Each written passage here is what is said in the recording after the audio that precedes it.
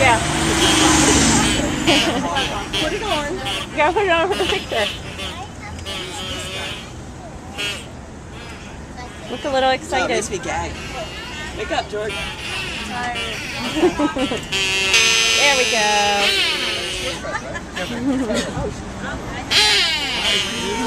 I know you're gonna dig this. I got a breaker on mine. This here's a rubber duck.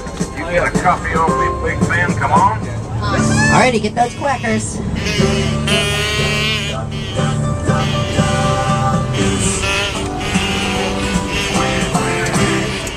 Little ducks that I once knew, fat one, skinny one, fair ones too. But the one little duck with the feather on his back, he led the others with the quack, quack, quack, quack, quack, quack, quack, quack, quack. Now we're recreating them. The Liberty Bell used to reside in that cream-colored tower with the green clock. But that was our state house in the 1700s. But it resides in a building further back there to the right, behind the president's house. Da da da da da da da da da. Adrian.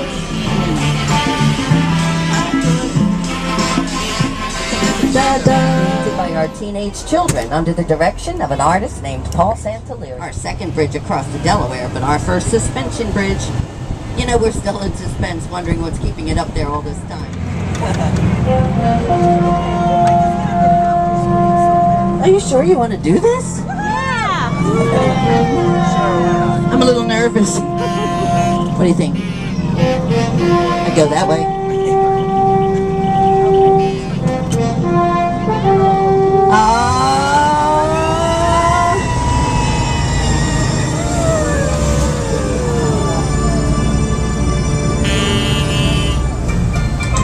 Woohoo! It worked. How about that?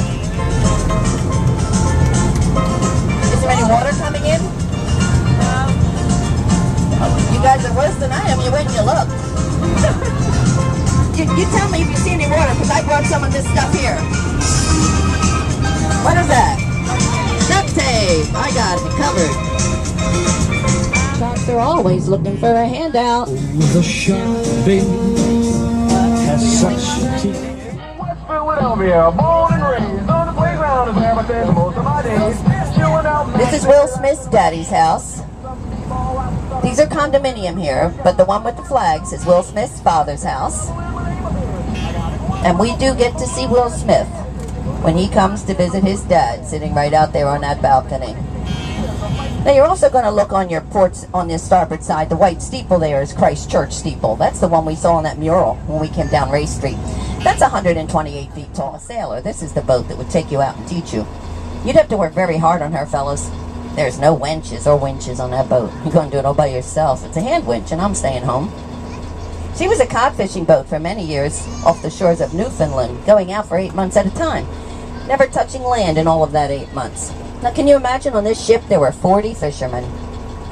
Yeah, 40. 39 little dory boats were all stacked up around the side, and every day the dories were lowered over the side. The fishermen would go off and catch cod. They brought it back, salted it, and stored it there, but they couldn't come home.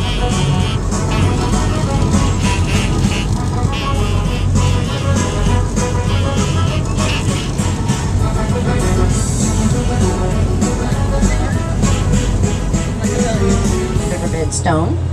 Because of the glass dome on the top of this building, inflation started right here. This is the Merchants and Stock Exchange. Someone would stand up in the dome and look out over the Delaware River. They were watching the ships. They knew the product that was being offloaded. Physician and one of the signers of the Declaration. Now when he signed, historical. Now you're going to look through the opening in the wall to Carpenter's Hall, which is the home of the First Continental Congress. Next to that is an 18th century garden that's open for your quiet time. And the house on the corner was the home of John and Dolly Todd. Now, John Todd was a lawyer, and he died in 1776. It was read by Colonel John Nixon, a trustee of the University of Pennsylvania. And the only reason John got the job of reading it was because he had the biggest grazing ground and a hanging ground, and there are thousands of unmarked graves in that square. On the left, this little building is called the Athens. If you look to the right corner, there's a green and yellow sign that says John's, and it has the likeness of Larry Fine of the Three Stooges. He grew up right here on the corner of 3rd and South Street. As a young man, he worked. If you're happy and you know it, then your face will surely show it. If you're happy and you know it, give a whistle. In the green area on the right is the beginning of that ship that the famous words were said, "Gridley, you may fire when ready." Sitting low in front of it, we can't see much of it, but if your eye follows the brick path where those folks are walking, you can see one of the black vent covers. That's a World War II Guppy class. So, does that make you think of anything?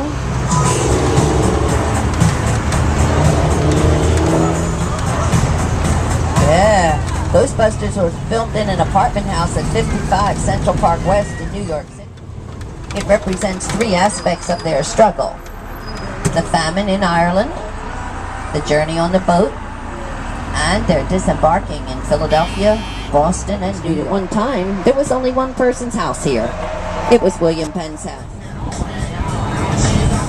That's the Betsy Ross house. Now, Betsy had 3 professions. She was an upholsterer.